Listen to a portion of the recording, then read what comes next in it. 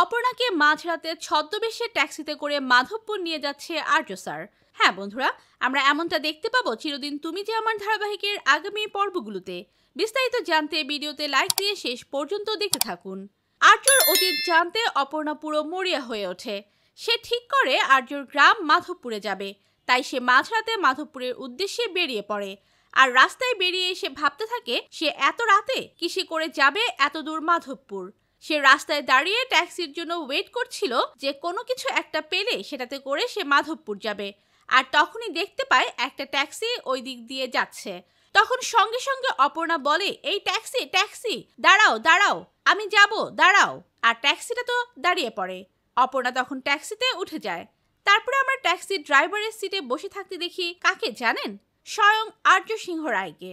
মানে তিনি একটু ছদ্মবেশে ছিলেন, মাথায় পাগড়ি, পাঞ্জাবিদের মতো পুরো গোফে ভর্তি।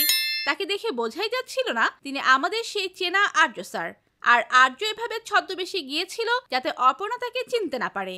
গাড়ি চালাতে চালাতে আর্য অপর্ণার দিকে তাকাতে তাকাতে একটা কথাই ভাবতে থাকে, অপর্ণা, আমি তোমাকে কথা দিয়েছিলাম তোমাকে আগলে রাখবো, তোমাকে সব বিপদ থেকে রক্ষা করব। আর সেই কথাটা রাখার চেষ্টা করছি আমি এখন। আর সারা জীবন ঠিক এভাবেই তোমাকে আগলে রাখবো অপর্ণা। এই বলে সে গাড়ি চালাতে থাকে। তারপরে আমরা হঠাৎ করে দেখি গাড়িটা উল্টে গেছে। মনে হয় গাড়িটার অ্যাক্সিডেন্ট হয়েছে।